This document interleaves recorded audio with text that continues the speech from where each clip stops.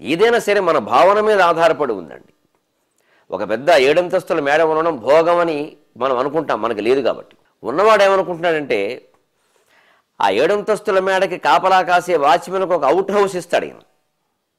ఆ అవుట్ హౌస్లో భార్యతో సరసం ఆడుతూ పిల్లలతో ఆడుకుంటూ సరదాగా ఉన్నవాడిని చూసి ఈ 7 అంతస్తుల మేడలో ఉండే జమీందారు, నాకు ఈ భాగ్యం లేదే, మా ఆవిడ నాతో సరసంగా ఉండదే, నాకు ఆవిడకి ఎడమొహం పెడమొహంగా ఉంది, ఎందుకంటే ఈ ఆస్తులే ఈ మేళ్లే కారణం, వారి పేరు పెట్టారా వీరి పేరు పెట్టారా, వారి బంధువుల వీరి బంధువుల, ఎవరొచ్చి ఎక్కువగా మేసేస్తున్నారు, ఇవన్నీ గొడవలండి. అవుట్ హౌస్లో ఉన్నవాడికి ఈ గొడవలన్నీ లేవు. వీడు హౌస్లో ఉన్నాడు కానీ అవుట్ అయిపోయాడు ఈ పెద్ద మనిషి జమీందారు. ఏమిటి ఉపయోగం?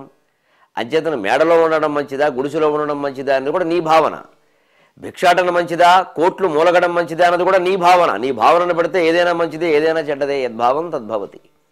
అందుకే శివుడు భిక్షాటం చేస్తూ కూడా ఆనందంగానే ఉంటాడు, ఏం భావించడు. ఆయన ఏమనుకుంటాడంటే మన పనైనా ఏమో శుభ్రంగా వండుకోక్కర్లేదు, రోజు రకరకాల కూరలు వస్తాయి, జీవితంలో ఏదైనా అంతే, అంతా మన మంచికే అని భావించగలగాలి. అలా భావిస్తే జీవితం అంతా ఆనందంగానే ఉంటుంది, ఏ రోజు ఏమీ బాధ ఉండదు. అదే శివతత్వం నుంచి మనం నేర్చుకోవలసింది. ఆయన ఐశ్వర్యములు 8 భోగించును. నిజానికి చూడండి, శివుడు అష్టమూర్తి అంటారు. పంచభూతములు పృథివీ తేజో వాయువుల ఆకాశములు, సూర్య చంద్రుడు, ఆ పైన యజమానుడు అంటే జీవుడు. పురుషుడు అని కాదు అక్కడ, యజమానుడు అంటే జీవుడు, మనిషి లోపల ఉండేటువంటి జీవుడు. స్త్రీయో పురుషుడు ఎవరు చెప్తారు ఆ విషయాన్ని? ఈ 8 కలిపి అష్టమూర్తి అష్టతత్వములు ఆయనలో ఉన్నాయంటారు.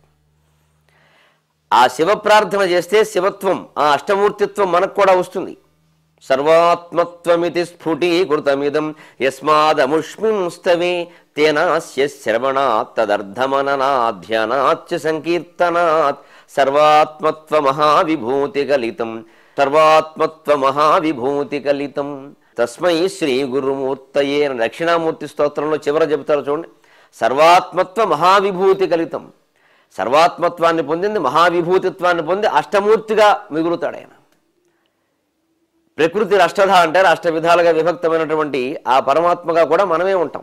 ఆ శివత్వాన్ని మనం పొందగలుగుతాం. తస్మై శ్రీ గురుమూర్తయే నమయదం శ్రీదక్షిణామూర్తయే. ఆ అష్టమూర్తిత్వాన్ని పొందగలుగుతాం. ఆయన అలాగే ఏమీ లేనటువంటి నిరుపేదగా కనిపిస్తున్నప్పటికీ అష్టమూర్తి ఆయన. అలాగే అష్టవిధ ఐశ్వర్యాలన్నీ ఆయన్ని ఆశ్రయించి ఉన్నాయి. శివుడికి ఏం దాసీలకు లోట, భృత్యులకు లోట, పుత్రులకు లోట, మిత్రులకు లోట. ఆయన పుత్రుడు వినాయకుడు, కుమారస్వామి. ఆయన మిత్రుడు కుబేరుడు. వీళ్ళందరూ మిత్రుడు బ్రహ్మ విష్ణువు. ఎటువంటి మిత్రులు ఉన్నారండి? ఆయనకేం వాహనాలకు లోట, ధనాలకు లోట, ధాన్యాలకు లోట. ఆయన వేటిని ముట్టుకోడు, అంతే. మనం కూడా అలా ఉండగలుగుతాం.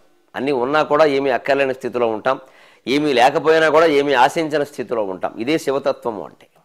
అలాగే 3వ మాట చాలా చక్కని మాట, పుష్కరాక్షుల పొంత పోని వర్షవరుండు దేహార్థమున దాల్చు తీగబోడి. ఇదంతా దక్షిణామూర్తి తత్వం అని. కాస్త లోపలికి మీరు చూస్తే మహాతపస్సులో మునిగిపోయాడు కాబట్టి ఏనాడు తీర్థోపయోగి కాలేదు, స్నానము చేయలేదు, తప్పేమి లేదు. తపస్సులో ఉన్నవాళ్ళు ఏమీ చెయ్యరు. అలాగే యోగంలో ఉన్నవాడికి భిక్షాటనే. ఆయన దక్షిణామూర్తి రూపంలో ఉండగానే పార్వతీదేవి ఆయన సేవించింది. ఏవో పదార్థాలు పట్టుకెడితే తపో విరామ సమయంలో కొద్దిగా ఆ పువ్వుదేన లాంటివి ఏవో స్వీకరించి మళ్ళీ తపస్సు చేసేవాడు. అలాగే 3వది పుష్కరాక్షుల పొంతబోని వర్షవరుండు. అసలు స్త్రీల జోలికే వెళ్ళినటువంటి వాడు నపుంసకుడిలాగా ఉండిపోయాడు. ఇందాక వర్షవరుడు అంటే నపుంసకుడు అని అర్థం. ఇక్కడ శివపరంగా వర్షవరుడు అంటే అతి వృద్ధుడు, వర్షం వర్షీయేసి అంటారు. భిక్షు వర్షీయేసి అని శ్రీశ్రీ ఒక కవిత రాశాడు ముసలి స్త్రీ గురించి. ముగ్గుబుట్ట వంటి తలా ముడతలు బారిన దేహం, కాంతి లేని గాజుకళ్ళు తనకన్నా శవన్ నయం అంటున్నాడు. ఆ వర్షీయేసి శబ్దానికి వృద్ధురాలు అని అర్థం ఉంది కదా. అలాగే ఇక్కడ వర్షవరుడు అంటే వర్షములు బాగా ఏళ్లు ముదిరినవాడు, ఎంత పెద్దవాడో ఆయనకే తెలియదు, కానీ కనిపించడం మాత్రం యువకుడుగా ఆయనకు పిలుస్తున్నాడు. చిత్రం యువ చిత్రం వటతరోర్మూలే వృద్ధా శిష్య గురురు యువ. నిజానికి ఈ గురువు గారు శిష్యుల కంటే వృద్ధుడు, కానీ యువకుడుగా కనిపిస్తున్నాడు అక్కడ. అలా కనిపించకపోతే పార్వతీదేవి ఎందుకు పెళ్లి చేసుకుందండి?